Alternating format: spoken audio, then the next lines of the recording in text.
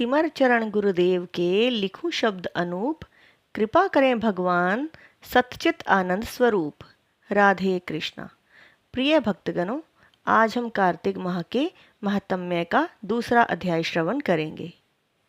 भगवान कृष्ण आगे बोले, हे प्रिय, जब गुणवती को राक्षस द्वारा अपने पति एवं पिता के मारे जाने का समाचार मिला तो वह विलाप करने लगी। हा नाथ, हा पिता, मुझको त्याग कर तुम कहाँ चले गए? मैं अकेली स्त्री तुम्हारे बिना अब क्या करूं? अब मेरे भोजन वस्त्र आदि की व्यवस्था कौन करेगा?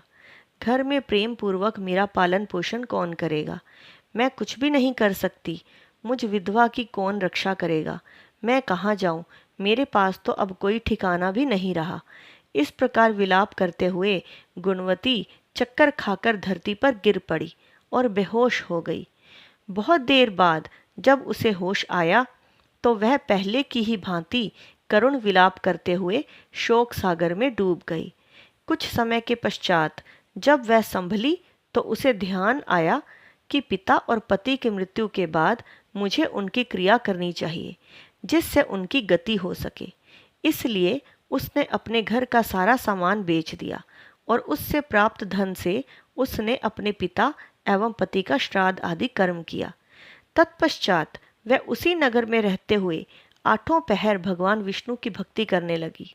उसने मृत्यु पर्यंत तक नियम पूर्वक सभी एकादशियों का व्रत और कार्तिक महीने में उपवास एवं व्रत किए। हे प्रिय, एकादशी और कार्तिक व्रत मुझे बहुत ही प्रिय है। इनसे मुक्ति, भुक्ति, पुत्र तथा संपत्ति प्राप्त होती है।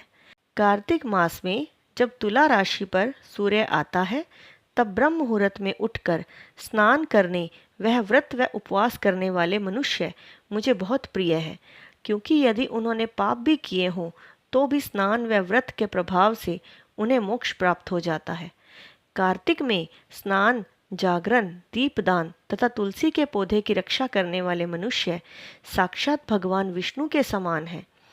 कार्तिक मास में मंदिर में झाड़ू लगाने वाले, स्वास्तिक बनाने वाले तथा भगवान विष्णु की पूजा करने वाले मनुष्य जन्म मरण के चक्कर से छुटकारा पा जाते हैं। यह सुनकर गुणवती भी प्रतिवर्ष श्रद्धापूर्वक कार्तिक का व्रत और भगवान विष्णु की पूजा करने लगी। हे प्रिय, एक बार उसे ज्वर हो गया और वह बहुत कमजोर भी हो गई। फिर भी वह किसी प्रकार गंगा स्नान के लिए चली गई। गंगा तक तो वह पहुंच गई, परंतु शीत के कारण वह बुरी तरह से कांप रही थी। इस कारण वह शिथिल हो गई। तब मेरे दूत उसे मेरे धाम में ले आए। तत्पश्चात ब्रह्मा आदि देवताओं की प्रार्थना पर जब मैंने कृष्ण का अवतार लिया तो मेरे गण भी मेरे साथ इस पृथ्वी पर आए, जो इस समय यादव हैं। तुम्हारे पिता पूर्व जन्म में देव शर्मा थे तो इस समय सत्राजित हैं। पूर्व जन्म में चंद्र शर्मा जो तुम्हारा पति था वह डाकू है, और हे देवी, तू ही वह गुणवती है। कार्तिक व्रत के प्रभाव के कारण ही तू मेरी अर्धांगिनी हुई है। पूर्व जन्म में तुमने मेरे मंदिर के द्वार पर तुलसी का पौधा लगाया था। इस समय वह तेरे महलों के आंगन में कल्प वृक्ष के रूप में विद्यमान है। उस जन्म में जो तुमने दीपदान किया था उसी कारण तुम्हारी देह इतनी सुंदर है और तुम्हारे घर में साक्षात लक्ष्मी का वास है।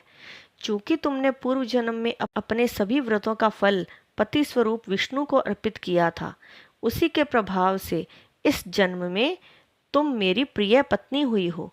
पूर्व जन्म में तुमने नियम पूर्वक जो कार्तिक मास का व्रत किया था उसी के कारण मेरा और तुम्हारा कभी वियोग नहीं होगा।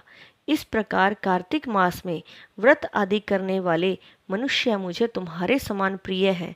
दूसरे जप, तप, यज्ञ, दान आदि करने से प्राप्त फल कार्तिक मास में किए गए व्रत के फल से बहुत थोड़ा होता है, अर्थात कार्तिक मास के व्रतों का 16वां भाग भी नहीं होता है।